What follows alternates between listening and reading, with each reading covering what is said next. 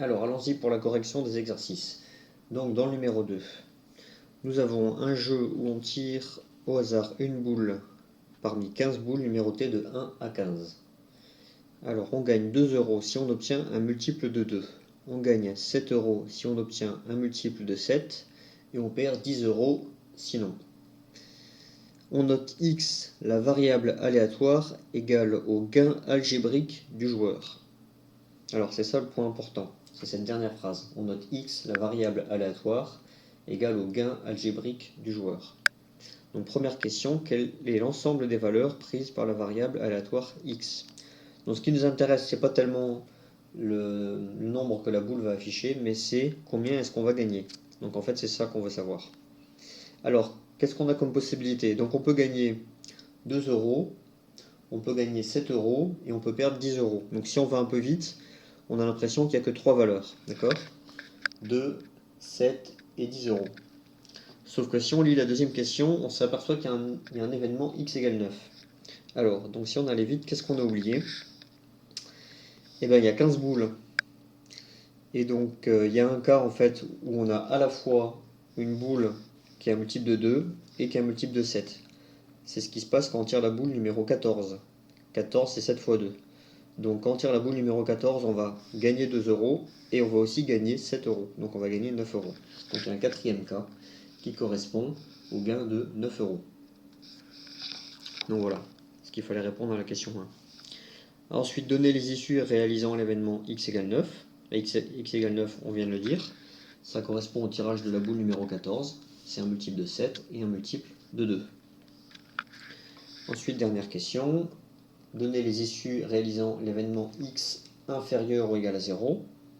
Donc x inférieur ou égal à 0, il y a un seul cas, c'est le cas où on perd 10 euros. Donc là, il suffit de décrire en fait le tirage des boules. Il ne faut pas décrire tellement les... Attention, les valeurs de x, c'est pas les boules, hein, les valeurs de x, ce sont les gains, donc attention à ne pas faire cette erreur-là. Donc ça correspond au tirage des boules 1, 3, 5, donc tous les numéros impairs sauf le 7, 9, 11, 13 ou 15. Voilà, c'est tout ce qu'il fallait répondre pour cet exercice. Ensuite, le numéro 4. On lance un dé cubique, donc un dé habituel, équilibré, dont les faces sont numérotées de 1 à 6. On note x, la variable aléatoire, égale au double du numéro obtenu sur la face du dessus. Donc la face du dessus, c'est celle qu'on regarde normalement lorsqu'on joue avec des dés classiques. Donc ça, là-dessus, pas de souci. Déterminer la loi de probabilité de la variable aléatoire x. Alors, donc en fait, ici, x prend la valeur du double du numéro. D'accord? Donc ce qu'on va indiquer ici dans notre tableau, dans la première ligne, on va indiquer les valeurs du double du numéro affiché. Donc, quand il y a 1, on va indiquer x égale 2, 2, on va indiquer 4, etc. D'accord? Donc il suffit de multiplier par 2 les valeurs. Et ensuite, donc, comme on veut déterminer la loi de probabilité, pour chacune de ces valeurs, il faut indiquer quelle est la probabilité que ça se produise. Et bien c'est un dé équilibré, on a 6 faces, donc pour chacune des valeurs, on a 1/6 de chance que ça se produise. Et j'ai oublié une parenthèse ici. Voilà, tout simplement.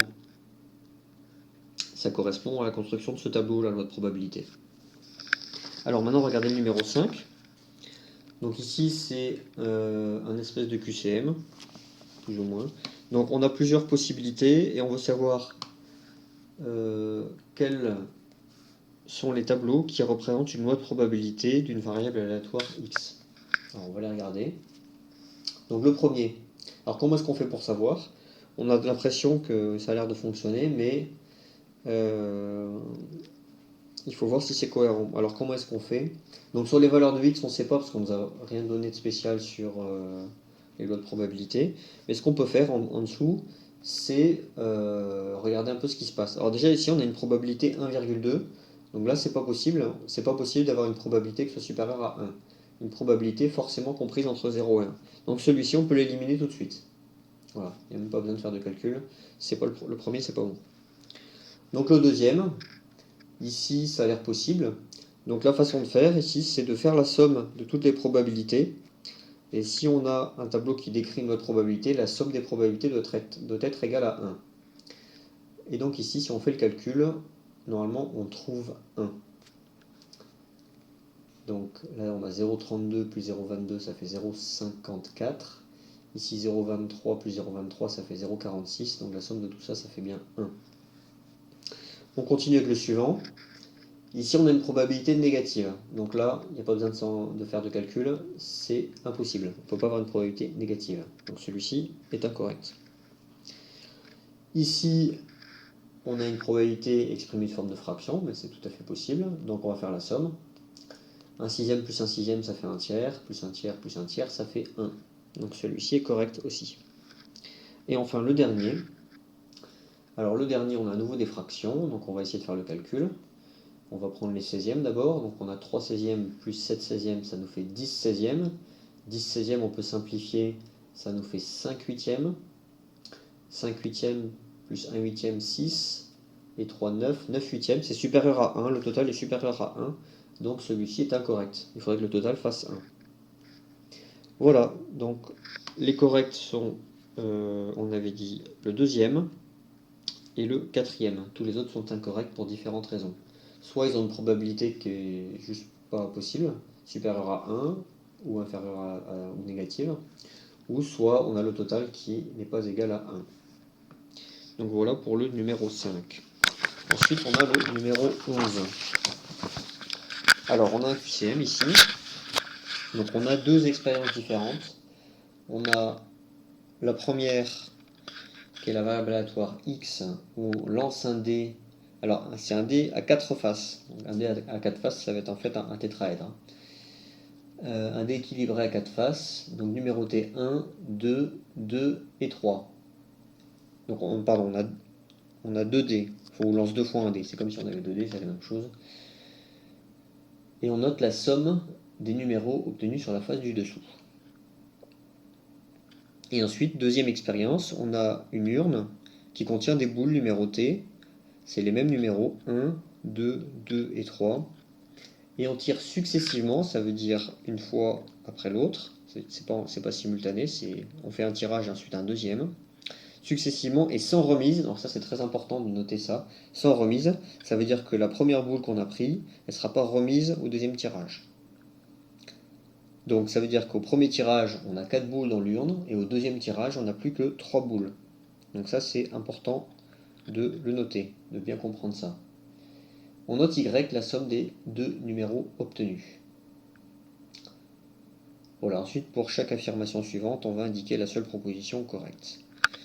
Alors, premièrement, on cherche l'ensemble des valeurs prises par grand X. Alors, donc on rappelle qu'on a 2 dés, ou 2 tirages en tout cas. Donc 1, 2, 2 ou 3, et 1, 2, 2 ou 3. Donc 2 tirages indépendants. Et on fait la somme des valeurs qui sont prises ici. Alors, donc, on peut imaginer plusieurs possibilités. Donc si on prend le dé le plus faible, 1, et que au deuxième tirage on a aussi 1, on va avoir 2. Okay, c'est pas possible d'avoir une valeur plus faible que 2. On peut avoir 1 et 2, ça ferait 3. On peut avoir 2 et 1, ça ferait 3 aussi. On peut avoir 2 et 2, ça ferait 4. On peut aussi avoir 2 et 2 avec d'autres faces. On peut avoir 3 et 2, ça ferait 5. Et on peut avoir 3 et 3, ça ferait 6. Donc voici les valeurs.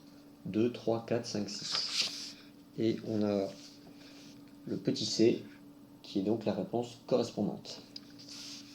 Alors, deuxièmement, maintenant on s'intéresse à la variable y. Alors, les valeurs que y peut prendre, donc y, on rappelle, c'est le tirage dans l'urne, les tirages sans remise, les deux tirages sans remise. Alors, y, donc on a 4 boules, 1, 2, 2 et 3. 2 tirages sans remise. Donc, si on prend la boule numéro 1, donc au deuxième tirage, elle sera plus présente, donc on prendra la 2, une 2 ou 3. Donc ça veut dire que le nombre le plus petit, la somme des deux, ce serait 3, ce serait 1 plus 2. D'accord ?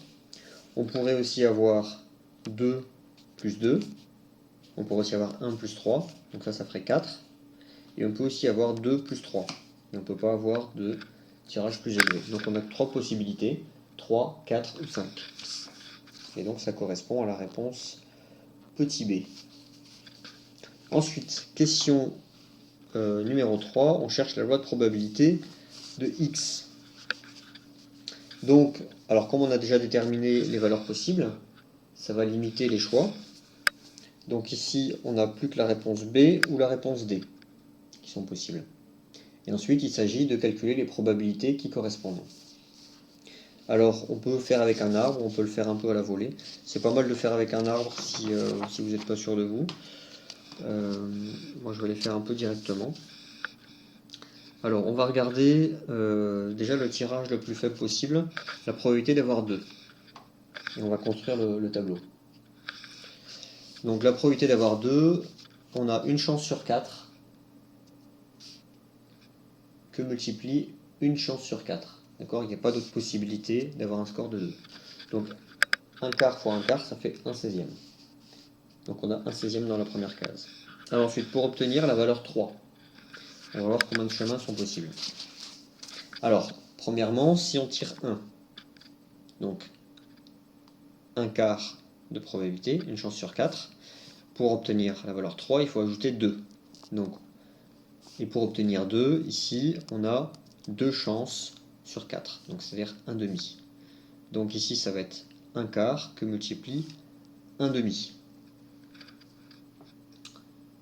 Donc ça, c'est un premier chemin. On va le noter là, au brouillon. Un quart fois 1 demi. Ça, c'est le cas où on a tiré la boule numéro 1 en premier. Mais on peut aussi tirer une boule numéro 2. Donc là, j'ai 2 chances sur 4, c'est-à-dire 1 demi. Et ensuite, il faut que je tire la boule numéro 1 pour obtenir le score de 3. Donc c'est une chance sur 4. Donc c'est à nouveau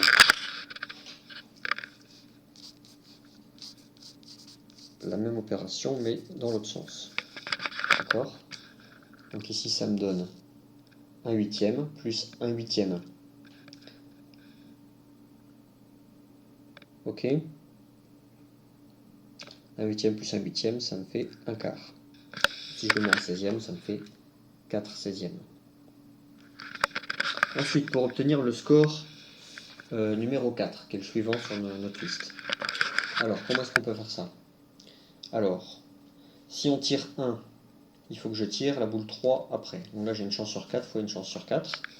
Donc un quart fois un quart. Mais j'ai aussi une autre façon de faire qui va être de tirer le boule numéro 2. Là, j'ai 2 chances sur 4. Et ensuite, à nouveau une boule numéro 2. Donc c'est 1 demi fois 1 demi.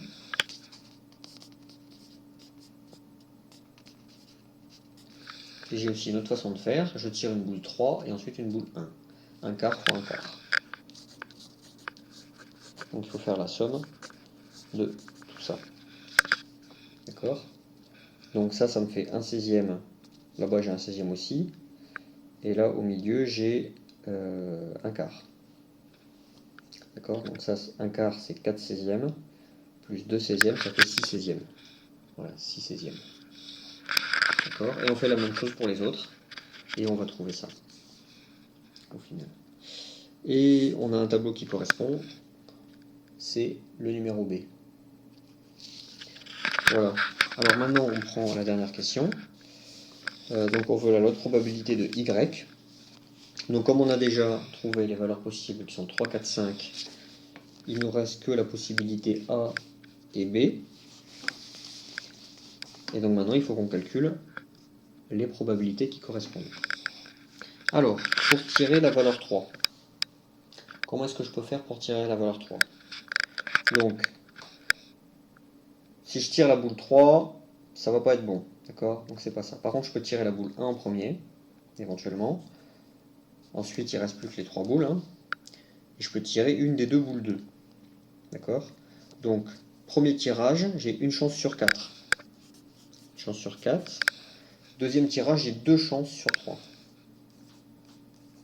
D'accord? Ça, c'est une première façon d'obtenir le score 3. Maintenant, je peux aussi tirer une boule numéro 2 dès le premier tirage. Donc là, j'ai une chance sur 2. Hein. Il y en a 2 sur 4. Donc plus 1 sur 2. Et ensuite, il faut que je tire une boule numéro 1. Donc j'en ai plus que 3 fois 1 sur 3. Voilà, normalement, j'ai pas d'autres possibilités. Donc ça me donne combien ça? Ça me donne... ça fait un tiers. Non, un sixième, pardon.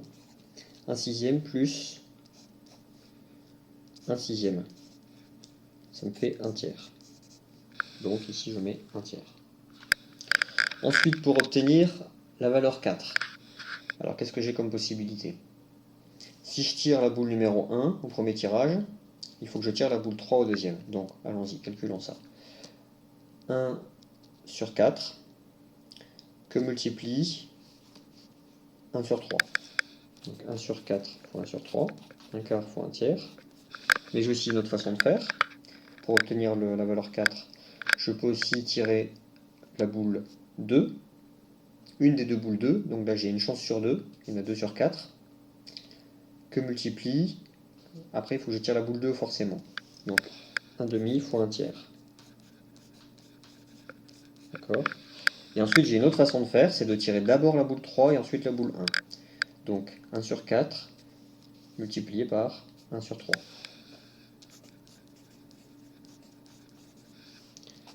On fait le calcul. Donc ici, ça nous fait 1/12 ici. Ça fait 1/12 aussi. Donc ça va faire 1/6. Et au milieu, j'ai 1/6. 1/6 plus 1/6, ça fait un tiers. Donc ici, on a un tiers. Et ensuite, pour trouver la valeur 5,